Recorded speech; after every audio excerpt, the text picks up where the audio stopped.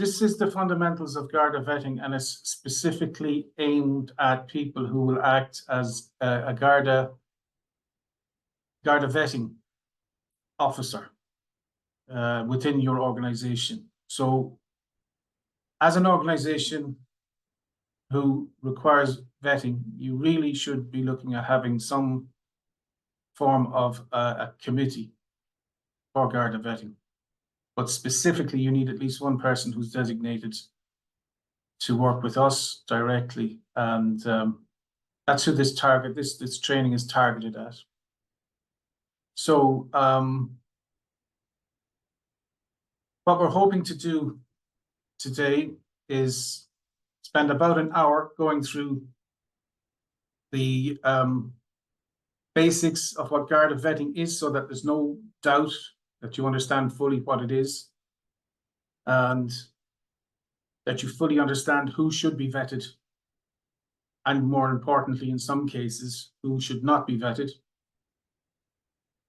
And you need to understand where the vetting fits within your overall screening process, because it's not a panacea. It's not going to solve problems you have or issues you might have with safeguarding or child protection. It's just one part of a process that you should undergo to ensure safeguarding. So the second, more or less half, will be given over to you understanding what your role is in the process. So we'll be looking at things like the forms, how they're submitted, and what happens. So Garda vetting, put simply, is the process where the Vetting Bureau gives a disclosure on whether a person has any convictions, either convictions that are complete or pending. And it's a legal requirement. If you work with children or vulnerable adults, there's laws that say you must vet some people who work with children and vulnerable adults. And I say some people because there's often a lack of clarity around who those people are, but we'll go on to explain what that is. So just so we have an understanding of what the terminology used is, a registered organization is an organization like the Volunteer Centre. So we have a direct relationship with the National Vetting Bureau, and we can apply to have people vetted. And they call us a registered organization. You, as an organization who's working with us, would be called a relevant organization. That means you're doing relevant work. And the relevant means relevant under the Act, relevant under the law. And you're affiliated with us. You can't apply directly for vetting. You must do it through an agent. And that agent is me. I am the liaison person. Rika, who you've just heard, is also a liaison person. And we are licensed by the Bureau to make applications. The vetting officer is the person that's designated by your organization to liaise with us. And they are the person who will upload on our online portal the information that we need for vetting purposes. And they will then receive any disclosure that's made by the Vetting Bureau. And the vetting subject is quite obvious. It's the person that you are vetting. So that's the sort of language used to describe the various roles within the whole process of vetting. So who's responsible and how does it work? Well, as I've said, we are the direct contact with the National Vetting Bureau, and we offer you a service as an affiliate to access the vetting process. So you must register with the National Vetting Bureau and receive a Garda vetting number. and you must register with the Volunteer Centre to be an affiliate. We are then registered with the Vetting Bureau as the registered organisation, and the Vetting Bureau does the vetting on our behalf. So you give me the information about a person you want vetted. I screen that information. I send it to the Vetting Bureau. They do the check. They send me the disclosure, and then I send it to you. And that's how that works. So the suitability of volunteers, Garda vetting is part of a process. So Garda vetting is about assessing the suitability of a candidate at a point in time. So the point of time is now, or when you make that application. It's a snapshot, and it's no guarantee that there won't be any issues or problems in the future. It looks at historical information, and it's based solely on two things. The disclosure will have information on previous convictions, but it may also have information which is known as specified information. Okay, and we'll come back to what specified information is. It doesn't provide any other safeguards. So what you must understand is vetting is a legal obligation. You must do it. But it doesn't have any special powers. It's simply a disclosure. And it's not a substitute for screening. Screening is part of the recruitment process, and we'll quickly look at what that means.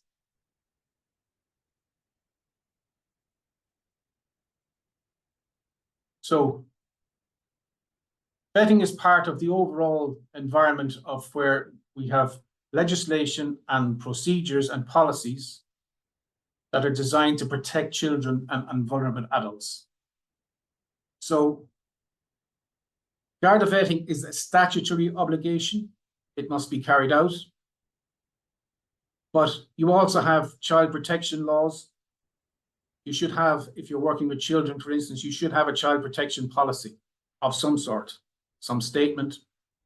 And you should also have safeguarding measures in place, because Garda vetting is not a guarantee that somebody isn't a danger to children or vulnerable adults. Like I said, it's just a statement, it's disclosure.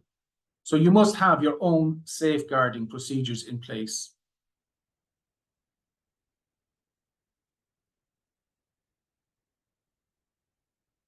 And that's part of a screening process.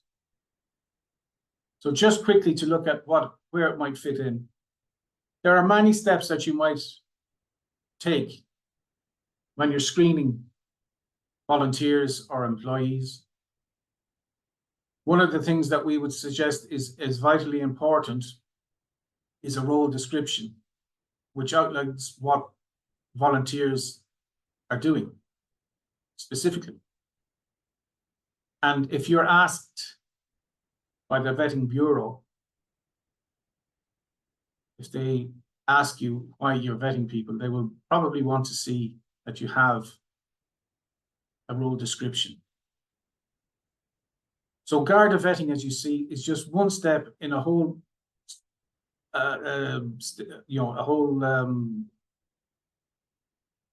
armory of tools that you have to ensure the safety of children and young people. So it's important not to over-rely on it in your safeguarding processes. Now, who should be vetted?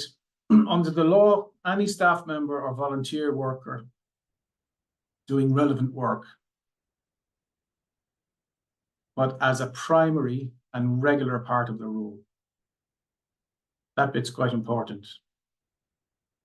Primary and regular.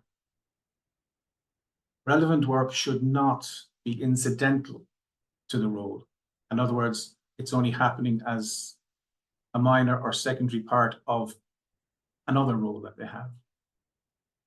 This can be quite complicated. There are areas of work that are covered under the Act, and there are also very common areas of work that are not covered under the Act. And we'll look at some of those as well.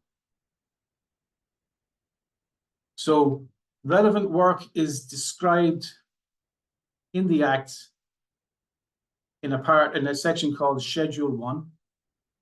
And within Schedule 1, the relevant parts are Part 1 and Part 2. So relevant work or activities, Part 1 is with children.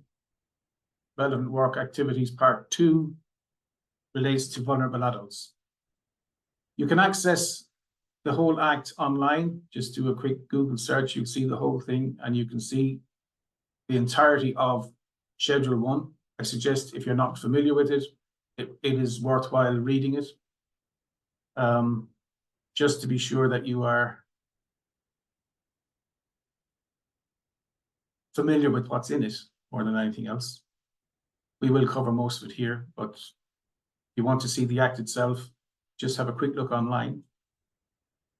So working with children, Schedule 1, Part 1, Section 1, any work or activity which is carried out by a person where a necessary and regular part of which consists mainly of the person having access to or contact with children. That sounds like a mouthful, but the important thing to remember is the work must be a necessary and regular part of the role. And that must be stated in the role description. So the primary focus of the role that the volunteer has, or the employee, or whatever, is to work with children or vulnerable adults. It can get a little bit more confusing in certain scenarios, but we will look at some scenarios shortly, and you'll see what I mean. But in the Act, it specifies certain places of work. And these are preschool services, school or centre of education, a hospital or a healthcare centre, which provides or treats children. Any institution providing residential services to children, special care unit, children's detention school, or reception or accommodation providing residential accommodation services to applicants for asylum. Now, most people wouldn't have realized this, but when people from Ukraine came to Ireland, and in some cases they were housed with families in their own homes, those families had to be Garda vetted because it says they had to be vetted in the law. Interestingly, and what might be of concern to some people, is that community centres, which are very common in Ireland, are not listed in the Act.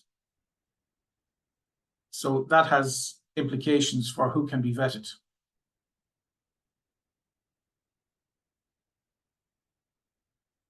Okay, so as well as working with children, we're looking at working with vulnerable adults. So again, any work or activities where a necessary and regular part of which consists mainly of a person having access to or contact with a vulnerable person in any of the following locations. So a school or a centre of education, a hospital, a designated centre providing residential services, or an approved centre providing mental health care.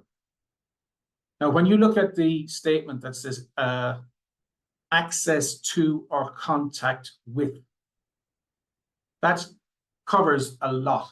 So you could say anybody within that premises would have access to. But in regard to vulnerable adults and in regards to children, that specifically refers to the places of work that we have listed. Okay, so quickly looking back here, we have preschool and school, etc., hospitals. And with vulnerable adults, these four. So anybody working in these places of work who has access to children or access to vulnerable adults should be vetted.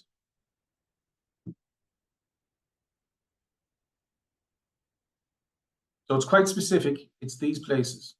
And access is something that is not really well defined. but it has implications and serious implications if you're making decisions about vetting people who should not be vetted. But we will come on to that again. Now, the other thing to be wary of is occasional volunteering. So occasional volunteering does not require vetting. So it's defined as giving of assistance by an individual on an occasional basis and of no commercial consideration, and it applies at schools or sports or community events,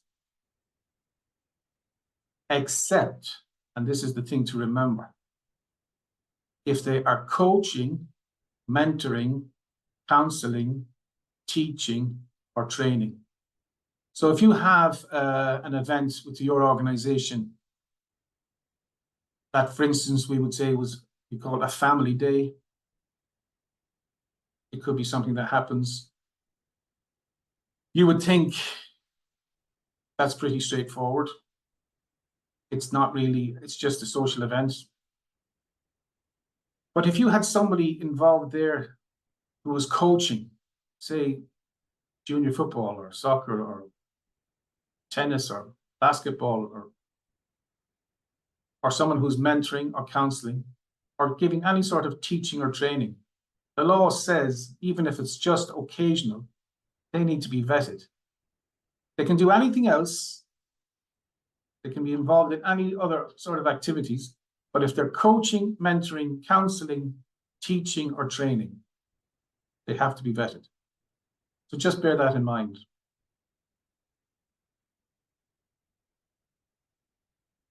So I'm going to quickly go through some vetting scenarios. Now, normally we would do this in a sort of a quiz basis, but I don't think we need to do that. I just want to say that there are here a number of scenarios which cover some of the common queries and questions that we get. And we'll just go through what those scenarios are and look at whether or not they require vetting. So, first one. Liam is about to start working as a cleaner in a school where he will be working outside of school hours. And the simple answer there is he is working in a school, but it's outside of school hours. So the difference is between having access, as I said earlier, to children or not. So he's working in a place that is listed in the Act, but in this instance, he doesn't have access to children because by the time he starts work, they're gone. So you can't vet him. So after a few months, Liam is informed his contract will be changed and he will start working at 10 o'clock in the morning while children are in school. So now his role has changed. And according to Schedule 1, Part 1, he will have access to children, at least, or contact with children. So therefore, he must now be vetted. So in the same place of work, in the previous scenario, he could not be vetted. Now, with a change of his working hours, he must be vetted. So he gets a job as a cleaner in a community centre where a youth group meets every week. No. He's doing the same job. He has access to children or contact with children, but a community centre is not listed. Okay? It's just not listed. So he's not carrying out relevant work. His contact with any youth is merely incidental to his actual role. So is there a scenario here where he could be vetted? Potentially, yes. But in this case, no, because he's a cleaner. He's not a youth worker. The youth worker will have to be vetted. They will have the same access potentially as Liam has in his role, but Liam is not doing relevant work. Susan gets a job in the kitchen of a hospital. A hospital is listed as a relevant place of work. and she works in the kitchen only. So she doesn't have regular contact with patients. She doesn't need to be vetted. If her role changes and now she's visiting wards to record dietary requirements, she'll be leaving the kitchen and will have regular contact with vulnerable people, including children. So under the Act, she must now be vetted. Because even though she works in a hospital, which is listed in the regulations in the law, she didn't have access to children because she was only ever in the kitchen. Now she's moved into having access to the wards, so she must be vetted.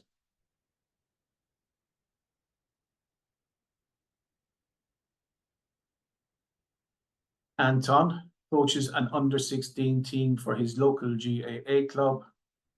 Yes, he must be vetted because they are under 16 and he is a coach. Coaching, mentoring, teaching, training, all must be vetted in all circumstances. In this case, it's not in a place described in the Act, like a hospital or a school, but he is doing relevant work. However, when his circumstances change, he's now got a new role teaching the senior team, where only some of the players are under 18. And no, he cannot be vetted. Even though he's doing exactly the same thing with potentially some of exactly the same children or young people. The fact that some of his players are under 18 is incidental to his role. He's a coach. He is a coach for the senior team. So his role is quite specific. He is coaching adults. Some underage players are good enough to be part of the team, but that is incidental to his role. So when we have queried this in the past, we've asked what circumstances how do circumstances change sufficiently for something to require vetting where it currently does not? And the answer we have been given is that if more than half of the team, for instance, in this case, if 6 out of the 11 team members were under 18, well, actually then he could potentially be a candidate for vetting. In fact, you would have to vet him. Incidental means, in the advice that we've been given, less than half. So you have 49 out of 100 is less than half. 51 out of 100 is more than half. So if you have a query about what is incidental, that's one way to describe how it's treated under the law.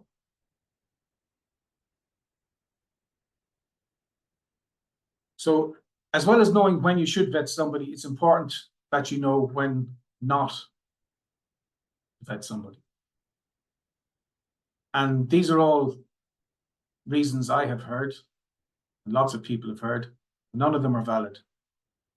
So just to be safe, that's your safeguarding policy. It's not Garda vetting. It's our policy to vet everybody.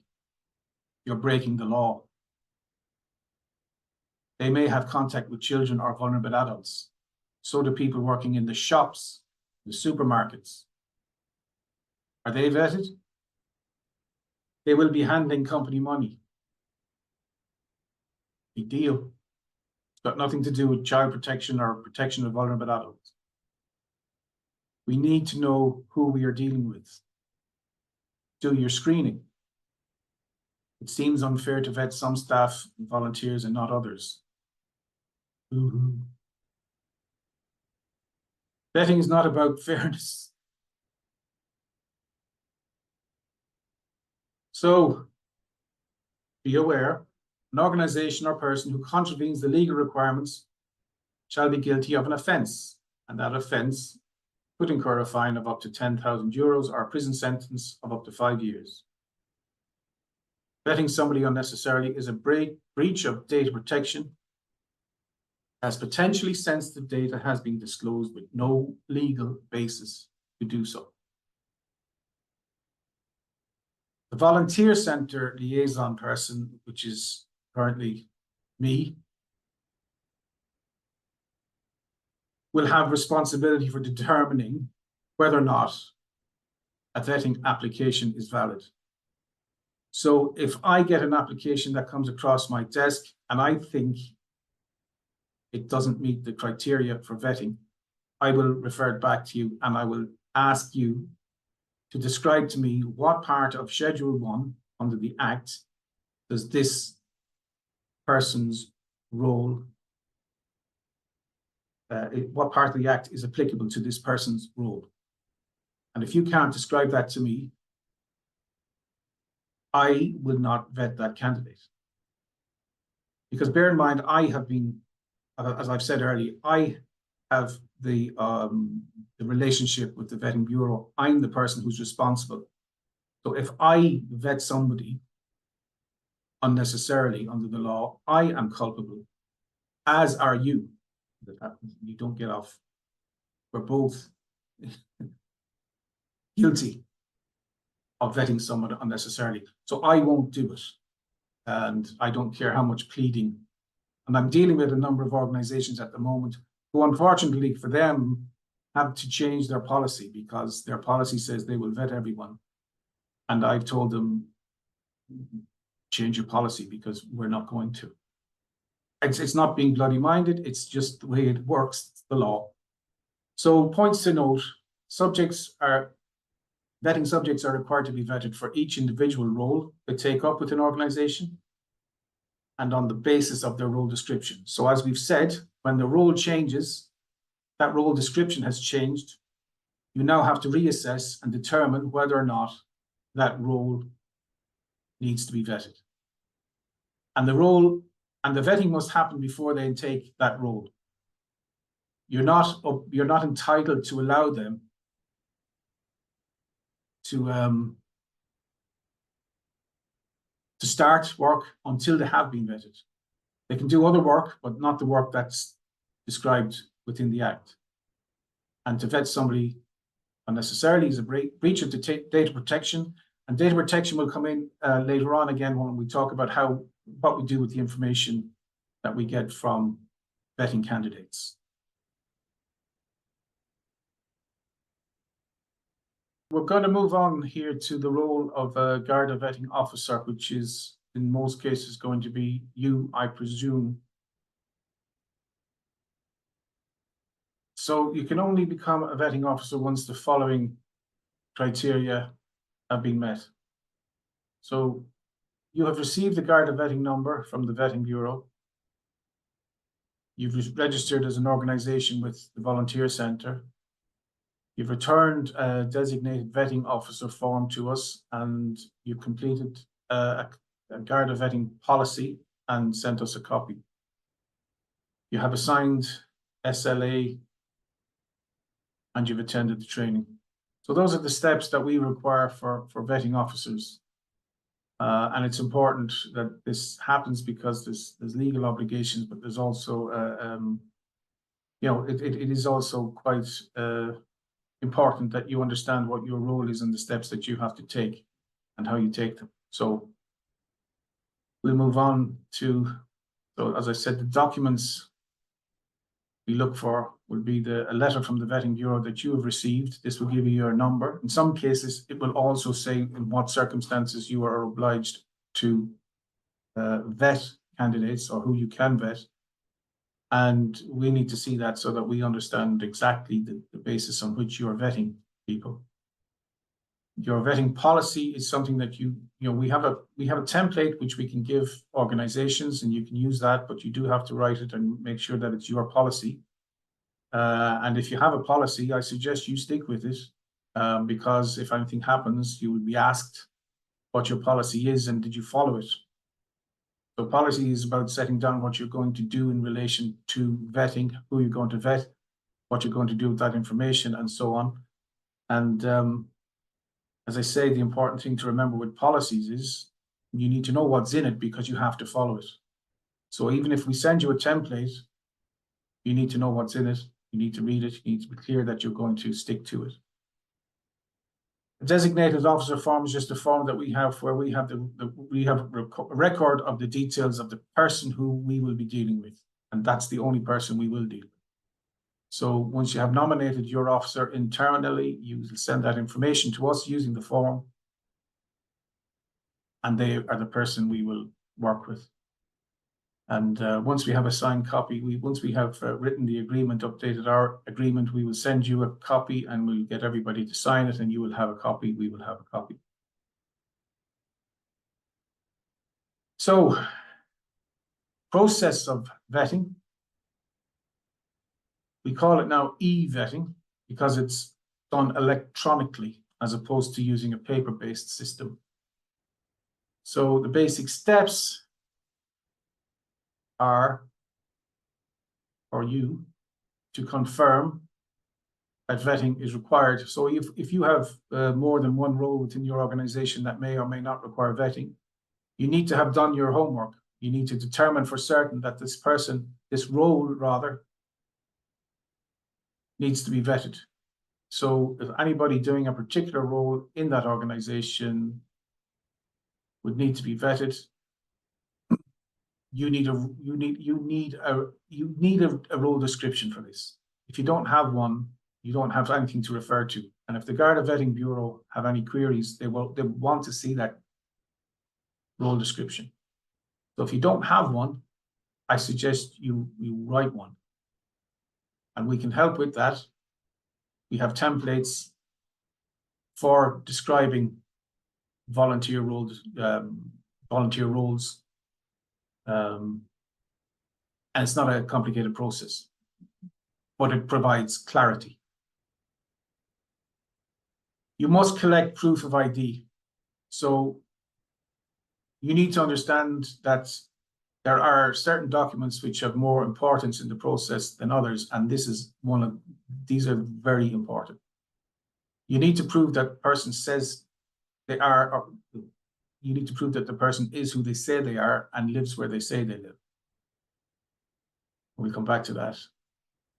You submit the information that you've got. You have a form called an NVB1 form, which you can have in paper. You collect the information required on that form, because that's what's required when you go to the online portal to submit an application. Once you've submitted the application, then it comes to us and we process it, and everything else happens in the background. The volunteer will be contacted. They will be notified of the vetting process. We will ultimately receive a disclosure from the volunteer, National Vetting Bureau, rather, and we will pass that disclosure on to you.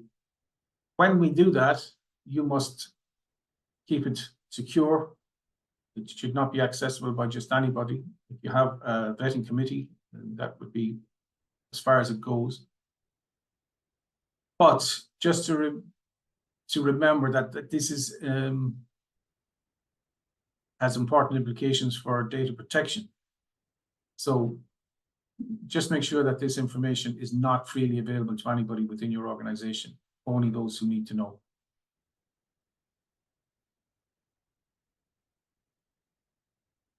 So assessing your volunteer roles.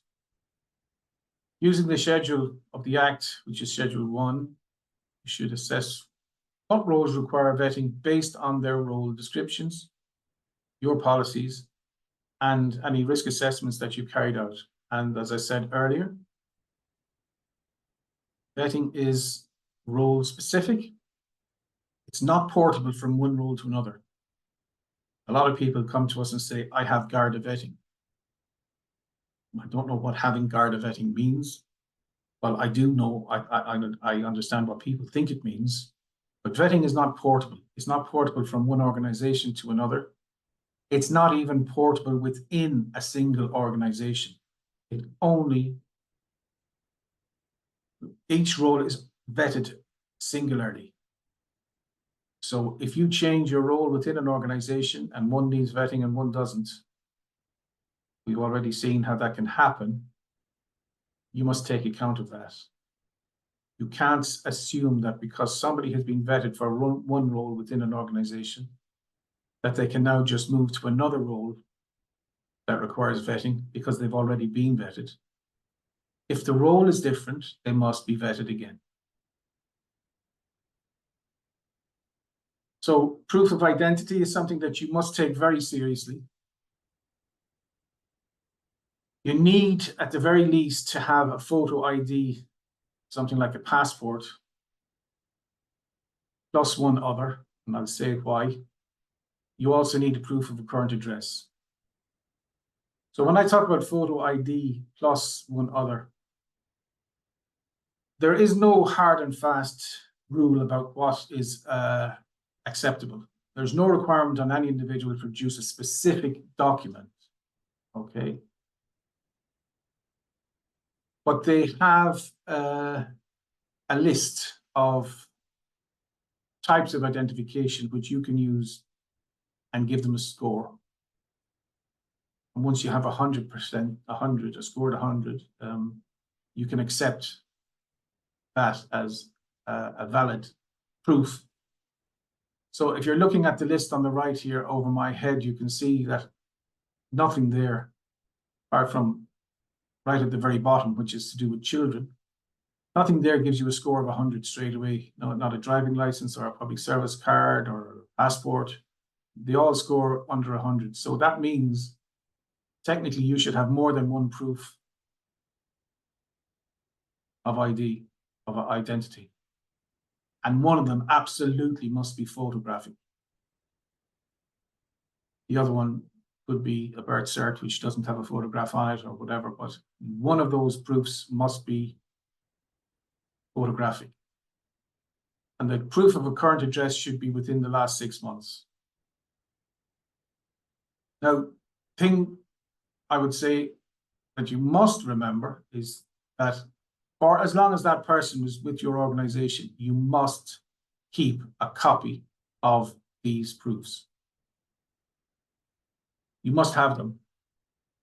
And if the Garda Vetting Bureau do an audit, that's the first thing that they're going to ask for. For as long as that person is with your organization, and potentially for any period of time afterwards, where there might be an inquiry, could be up to 12 months or some sort, if there are any sort of disputes, you may want to have those copies of those, but you will have to have within your policy a statement which says for how long you're going to retain them after somebody leaves your organization. But you must keep them, and you must keep them secure and private and not in any place that other people have access to. So just bear that in mind. You get the copies of their proofs of ID and address. You must keep those copies safe. In some cases, people don't have access to documents. They just don't have them. They come from a war-torn country, or there's some other reason they just can't get the documents.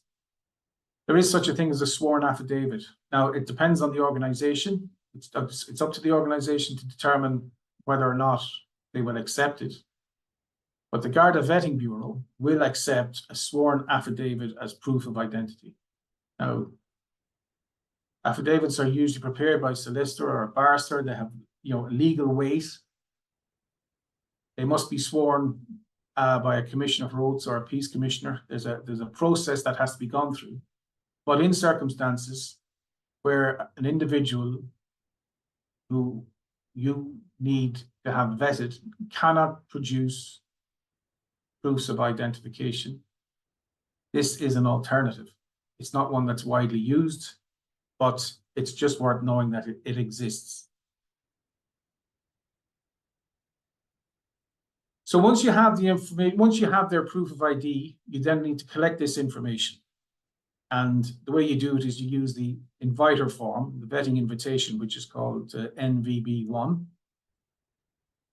And the information that you gather is the forename, family name, the date of birth, email address, the contact phone number, the role they're being vetted for, and their current address. And this is the basic information that you require when you're using the online vetting portal where you supply this information to us. So this is your record.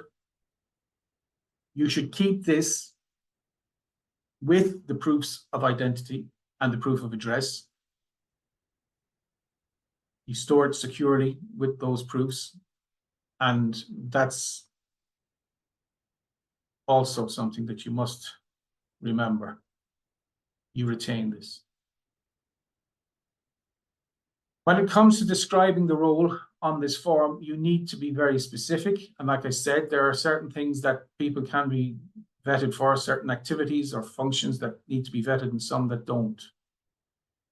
But on the left-hand side here, I've described what incorrect role description looks like. So a clerical officer, that doesn't tell me anything. Security worker, parent, volunteer, caretaker, coach. Coach for who? You know, so we need to know exactly what role is being vetted for, and your role description should have sufficient clarity for us to be able to make that decision. So when you're describing what the role is, clerical officer isn't sufficient. A hospital ward, clerical officer in contact with vulnerable persons. And this is the part of the Act, Part 1, Section 1C, that applies. We need to know this, unless it's completely obvious. So you have security worker.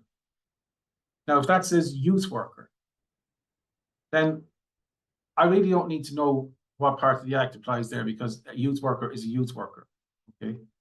And I know that a youth worker needs to be vetted. So we have to be reasonable here. But a parent who's part of a support group, should they be vetted? No. But if they're assisting with coaching, as we said earlier, yes, they do. But we need to know what their role is. So putting parent on the form isn't sufficient. So the same applies to all these roles. So you can see here how you need to be able to describe the role that they're doing. And the only way you can do that is if you're familiar with Schedule 1. And as I said earlier, you can just do Garda vetting Schedule 1 search in Google, and it'll come up instantaneously, and you can see what part of the schedule applies to the role that you need vetting. You need to be able to tell us this. And like I said, within reason, if it's somebody who's a teacher, trainer, or coach, or something that is mandated under the Act, we can make assumptions. But in many cases, we will need a clarification.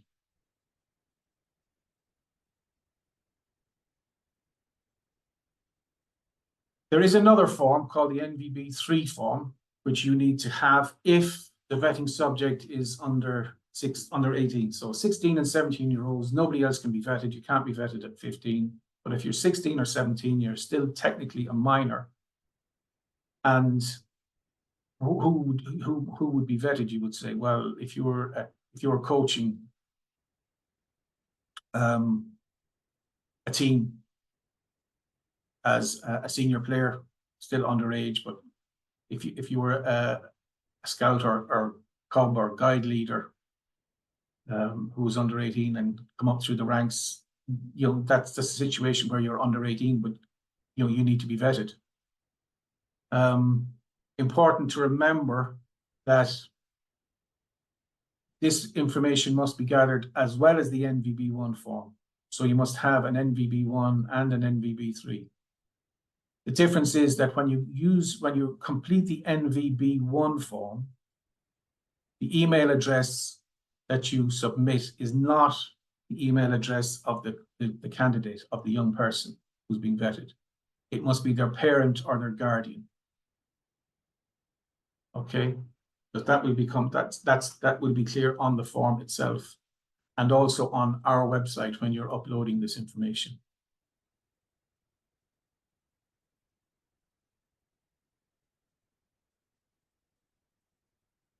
So there is a section on our website, which is just a page that you will be given access to when your registration is complete. And You will use the information that you have gathered on NVB1 form, the vetting invitation form, and in the instance of somebody being under 18, the NVB3 form, and you will take that information and submit it on our website. And that's your application process complete. It's very important that you really do put that information in accurately. We have a lot of times where people will misspell, particularly an email address, or they might not spell a name correctly. And these have to be rejected. Now, our policy is that we will allow you to make one mistake, but if you make two, you're paying for two.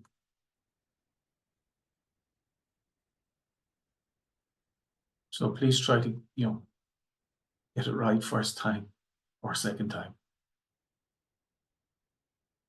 So a vetting disclosure comes back. You've gone through the process of completing your NVB1 form. You've taken that information.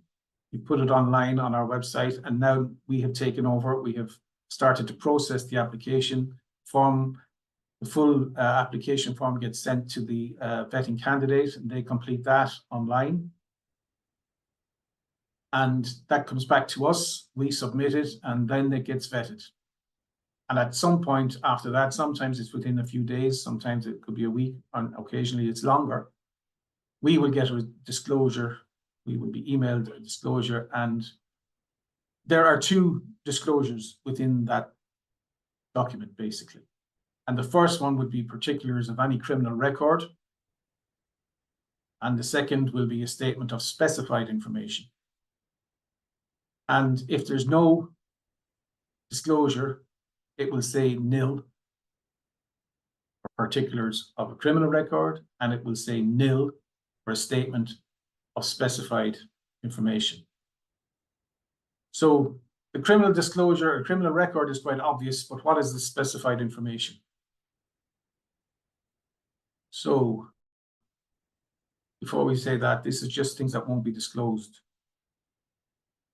Convictions over 7 years for motoring offences and district court convictions for any other minor offence would not be disclosed after 7 years where the person has only one such offence. These won't be disclosed in any case. Specified information is information concerning a finding or allegation of harm to another person received by the National Vetting Bureau from the Guards or a scheduled organisation. Okay, so there are organisations who, if they have a concern about an individual, must provide information to the Vetting Bureau about that concern. So anything that gives rise to a concern that the vetting subject may harm, attempt to harm, or put a child at risk or a vulnerable person. So these are the organisations who are required to provide this information. We have the Health Service Executive, the Teaching Council, the Medical Council, Mental Health Commission, Pharmaceutical Society of Ireland, the National Transport Authority, and the Garda Síochána Ombudsman Commission. If any of these organisations have information which suggests that an individual may potentially harm a child or a vulnerable adult, they must notify the Vetting Bureau. And if they do, there's a process that is gone through, and the Chief Bureau Officer will notify the person who's being vetted of the intention to disclose information. So if they have information about a vetting subject, it's not a conviction, it's nothing that's gone through the courts, it's just some concern that has been raised by one of those organisations, is on file. The Chief Bureau Officer will notify the vetting subject that this information will be disclosed. That person, the vetting subject, may make a written submission in relation to the information, and there is an appeals process. The thing to remember is this happens in the background, and you won't be informed that the process is taking place until the appeal is over. And the information that's disclosed isn't always, it doesn't happen, it's not automatic that everything that's disclosed, that is available, will be disclosed. There is a process that the vetting bureau officer must go through to make an assessment. And if they think the information that they have is not relevant to the role that this person is going to be carrying out based on the role description, then they won't disclose it. It's only if they think it's relevant. So to go back to the documents, things you must keep, you must retain. The copies of the ID, identity, and the proof of address, you must retain a copy. The vetting invitation form, in this case, the NVB1, and in the case of candidate being 16 or 17 years old, you must keep NVB3. So what I would suggest is that when you get your disclosure, we're not telling you that you must keep it because there is a record of it, but for your own records, you may want to keep a copy of the disclosure with these documents so that you have it to hand. Each disclosure has a number. So if you needed in the future to query a disclosure that was made and you don't have a copy, you can always ask the vetting bureau for a copy of the disclosure, assuming you've kept a record of the number. But the simplest thing to do is just keep a secure copy, keep a copy secure with these documents.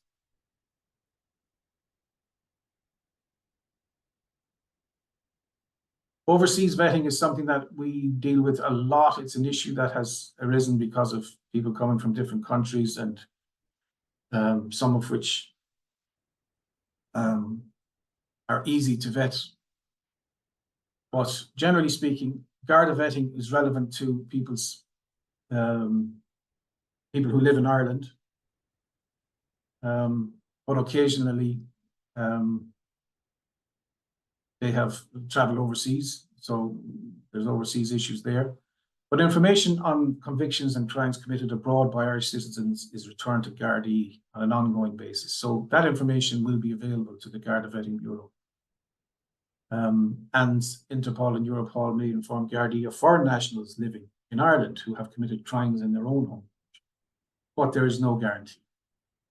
Okay, there is legislation that allows for the transfer of this information, but there's no guarantee that all the information has been captured. So you can't make assumptions, you can't assume. And that is why vetting is not a cure-all for safety or child protection or safeguarding. That's why you must use your screening process. Okay.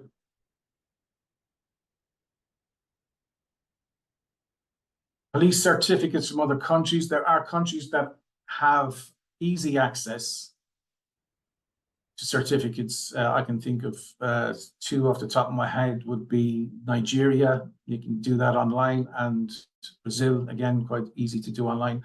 But many countries don't even have a process of providing such certificates. Some organizations use them as a condition of employment or volunteering, and it's an impediment to volunteers, especially those from overseas. And you could argue that it is discriminatory, but you know, we can't determine what policies people have. It can also involve a cost. The thing about asking for foreign or police clearance certificates from other countries is the individual will receive them themselves and then they will supply to you. But do you really know that it's a genuine document? They've got it through the email. They can doctor it in any way, shape, or form. The guards won't necessarily stand over those. So what they recommend is, they say, is a common sense approach. If you want volunteers who live abroad, they have to be Garda vetted if the role needs vetting, and they will be Garda vetted.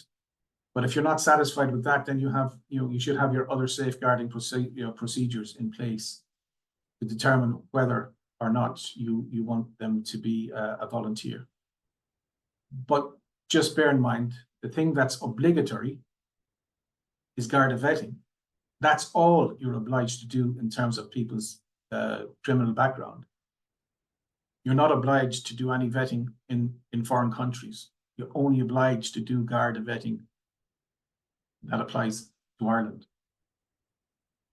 So whether or not you choose to require police certificates from other countries or statements from embassies or whatever, it's up to you. It's also the same, as I said earlier, about sworn affidavits. So if somebody comes from a war-torn country, they cannot access documentation. They will be Garda vetted. They can be Garda vetted, but they could also make a statement that they do not have a criminal record in their own country and swear to it. There are legal implications for swearing to anything, especially in a sworn affidavit, and there are significant penalties if you lie. So it is a way of overcoming the need to have police clearance. You can ask somebody to make a sworn affidavit, make a sworn statement. That's up to you and your policy and your organization's policy. So once you have received all the documents, we will hold your hand through the process of getting online and accessing, you're doing your first application. We'll send you some instructions on how to do it. We'll give you a link and a password to access the online portal. You'll have a copy of our signed agreement. And, we don't cut you adrift. It's just, like I say, we're always on hand to help people with, getting through their first application. And then after that, it's quite simple, it's quite easy. But you can always ask for support. And now I'm just going to say thanks for listening to this. And if you have any questions, you can unmute,